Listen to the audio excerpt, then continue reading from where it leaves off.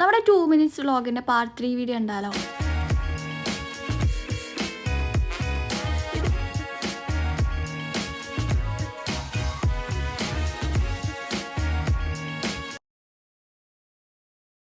Hello, welcome back to Arya നമ്മ. ഇത് നമ്മുടെ 2 മിനിറ്റ്സ് വ്ളോഗിൻ്റെ പാർട്ട് 3 വീഡിയോ ആണ് കേട്ടോ. നമ്മളിപ്പോൾ എക്സ്പ്ലോർ ചെയ്തുകൊണ്ടിരിക്കുന്നത് തളിപ്പറമ്പുള്ള രാജരാജേശ്വര ടെമ്പിളാണ്.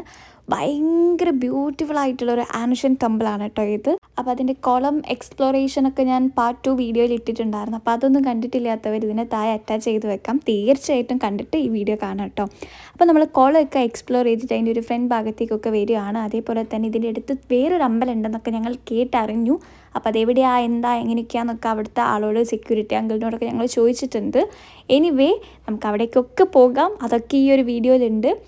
അവിടുത്തെ ആ ഒരു കാഴ്ച, ഞങ്ങൾ പോയ ആ ഒരു ടൈം എന്നൊക്കെ വെച്ചാൽ നല്ല ഒരു അടിപൊളി ടൈമായിരുന്നു. ശരിക്കും ഒരു അൺപ്ലാനഡ് ആയതുകൊണ്ട് തന്നെ ഭയങ്കര ബ്യൂട്ടിഫുൾ ആയിരുന്നു കേട്ടോ ഇത്. പിന്നെ നമ്മൾ അതിൻ്റെ അടുത്തൊരു അമ്പലത്തിലേക്ക് പോകണ വഴിക്കാണ് ഈ ഒരു ആൽമരം കണ്ടിട്ടുള്ളത്. നിങ്ങൾ കണ്ടോ, ഭയങ്കര ഒരു തണുപ്പാണ്. ഇത് കണ്ടാൽ തന്നെ മനസ്സിലാവും എത്രത്തോളം തണുപ്പുണ്ടാവും അവിടെ വന്നിട്ടാ. അങ്ങനെ നമ്മൾ അതിൻ്റെ അടുത്തുള്ള തൊട്ടടുത്തുള്ള ഒരു അമ്പലത്തിൽ വന്ന് അവിടെ നമ്മൾ തൊയ്തിറങ്ങിയപ്പോൾ അതിൻ്റെ മുന്നിൽ അവിടെ ഒരു ഭജനമടം കണ്ടിട്ടാ. അപ്പോൾ അവിടെ ഈ പ്രാർത്ഥിക്കണ അവരെ നമ്മൾ പുറത്തുനിന്ന് കണ്ടു. അപ്പോൾ നമ്മൾ കയറിക്കോട്ടെ എന്നൊക്കെ അനുവാദം ചോദിച്ചിട്ടാണ് നമ്മൾ കയറിയിട്ടുണ്ടായിരുന്നത്. ആക്ച്വലി അവിടെ നമുക്ക് പോയില്ലെങ്കിൽ നഷ്ടമായിരുന്നു. അത്രത്തോളം അടിപൊളിയായിരുന്നു അവിടെ സെറ്റ് ചെയ്ത് വെച്ചിട്ടുള്ള ആ ഒരു ശില്പങ്ങളൊക്കെ കേട്ടോ. നമ്മുടെ ഇന്ത്യേൻ്റെ, കേരളത്തിൻ്റെ ആ ഒരു സ്ഥലത്തിൻ്റെ ചരിത്രം, പിന്നെ ജാതിമത ഭേദമന്യേ എന്ന് പറയുന്ന പോലെ എല്ലാ റിലീജിയൻസ് കാര്യങ്ങളൊക്കെ ഇൻക്ലൂഡ് ചെയ്തിട്ട് അവർക്കൊണ്ട് മാക്സിമം എന്തിൻ്റെയൊക്കെ ചരിത്രം ഇൻക്ലൂഡ് ചെയ്യിക്കാൻ പറ്റുമോ അത്രത്തോളം അവിടെ ഇൻക്ലൂഡ് ചെയ്തിട്ടുണ്ട്. കൂടാതെ ഇത് പൂജേൻ്റെ ടൈമിലുള്ള ഒരു വീഡിയോ ആണ് കേട്ടോ.